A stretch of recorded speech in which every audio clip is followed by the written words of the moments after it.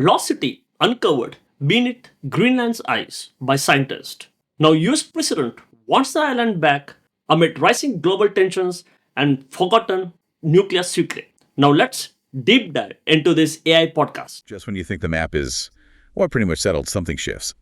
Not under our feet, exactly, but way up north, under hundreds of feet of Greenland ice. Yeah, it's pretty wild. We're not just talking about, ice melting. No, this is different. It's like a Cold War relic, just reappeared from the deep freeze. And it's thrown Greenland right back into the middle of some major international discussions. Right. So for today's deep dive, we're focusing on exactly that, the rediscovery of Camp Century.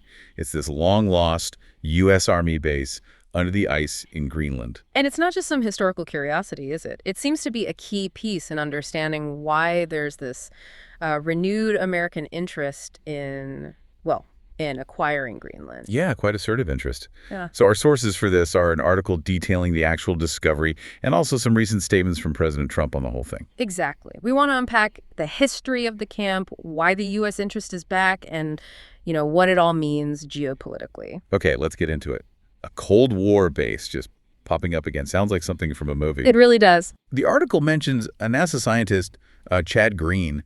How did this even come about? How do you find something under that much ice? Well, it's the technology, really. Back in April 2024, Green was using this special radar system. UAVSAR, it's called. UAVSAR? Yeah, uninhabited aerial vehicle synthetic aperture radar. Basically, a very powerful radar on a drone. Okay. And it can see through ice, clouds, you name it, create detailed images of what's underneath. So it's like X-ray vision for glaciers. Pretty much. And it picked up these, unusual structural echoes deep inside the ice sheet. And those echoes were? Camp Century, the lost space. Wow. The article called it a city under the ice. That sounds huge, not just a couple of buildings. Oh, it was massive. Built back in 1959. Imagine 21 interconnected tunnels. Almost 10,000 feet of tunnels in total. 10,000 feet underground, or under ice, I guess? Under the ice, exactly. A whole network of chambers, corridors, all carved out. It was running for about 8 years, then abandoned in 1967. Abandoned, so they just left it? Well, yes and no. Its existence was actually declassified back in the 90s. But the sheer scale, the layout, nobody really knew the full extent until this radar found it. Okay, this is where it gets really cloak and dagger, right? Camp Century wasn't just about science, was it? Not at all. It was the staging ground for something else entirely, something called Project Iceworm. Project Iceworm. Even the name sounds kind of sinister. It was incredibly ambitious, maybe even, a bit crazy sounding now. What was the goal? The goal, to build a gigantic mobile missile launch platform deep inside the Greenland ice sheet. Wait, mobile? How? They envisioned hundreds of nuclear warheads on railway systems inside those tunnels, constantly moving. Hundreds of nuclear missiles secretly moving around under the ice in Greenland. Aimed squarely at the Soviet Union. Yes. Yeah. Staggering. A chilling idea. So why didn't it happen? Why abandon something that huge? Well, the ice itself was the problem. It turned out to be much less stable than they initially thought. How so? Glaciers move, They deform, they slide at the base. The engineers realized the tunnels would warp, crack, basically become unusable. Right, trying to run a precision railway on a constantly shifting foundation. Doesn't sound ideal. Not ideal at all.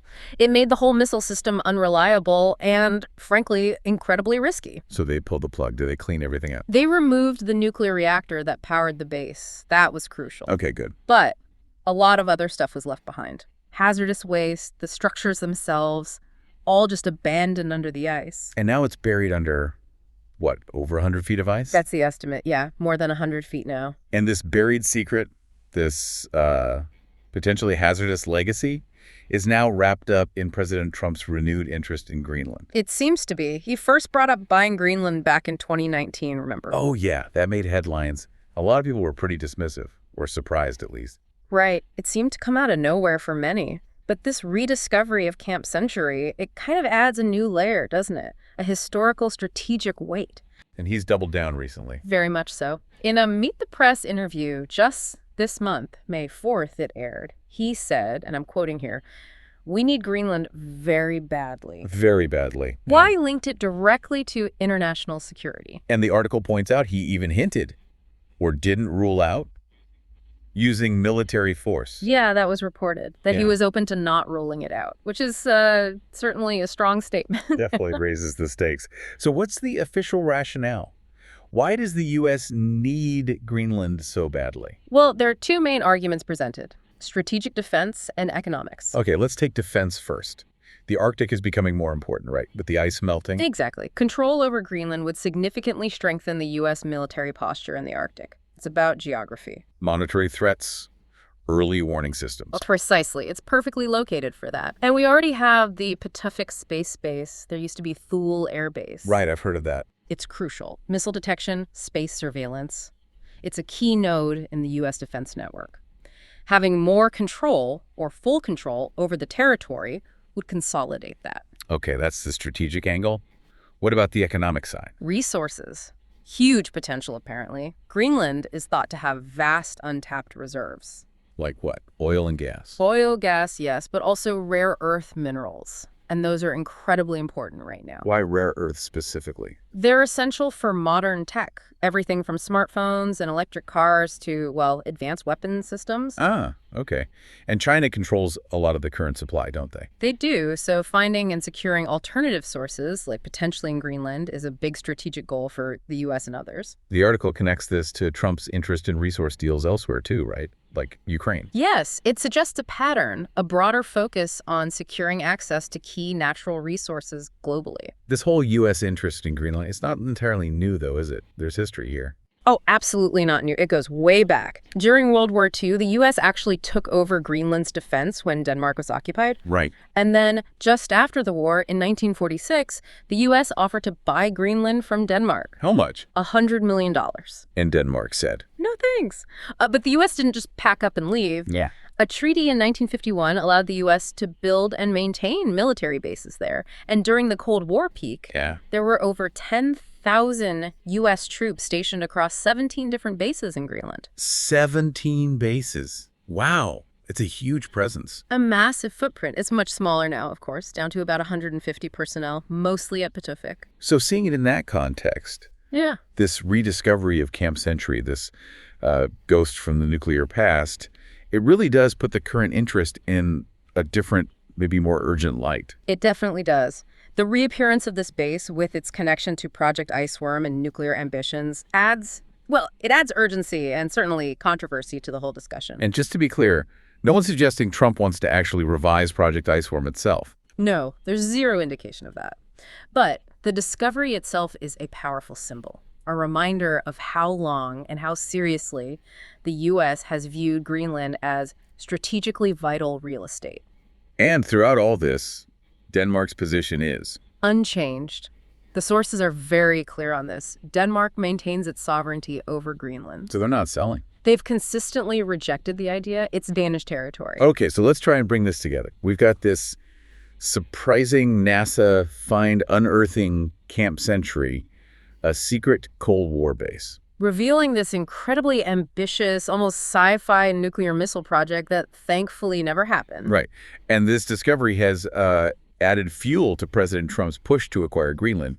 He's citing security, economics, I'm even hinting at more forceful options, which is significant. while Denmark is standing firm, saying it's ours, not for sale. Exactly. So you have all the ingredients there for some pretty serious geopolitical friction. Especially, like you said, with the Arctic changing so rapidly, the ice is receding, new shipping lanes opening up, resource competition. It really puts Greenland and what's under its ice potentially at the center of future international power dynamics. It's not just some remote icy island anymore. So, wrapping up our deep dive then, this unexpected discovery brought a Cold War secret, Camp Century, back into the light. We looked at its nuclear history, Project Iceworm, and how that history is now intertwined with renewed U.S. strategic and economic interest in Greenland. An interest being pushed strongly by President Trump, but firmly rejected by Denmark, who holds sovereignty. And it's all happening as the Arctic itself becomes a hotter topic, geopolitically speaking. Which leaves us, and you, with a pretty big question to think about.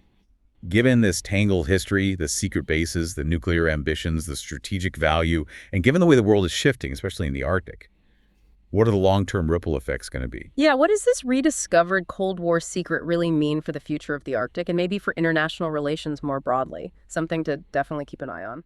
Why was Camp Century kept secret for so long? And what does its history reveal about Cold War era US military ambitions? Comment it. Thanks.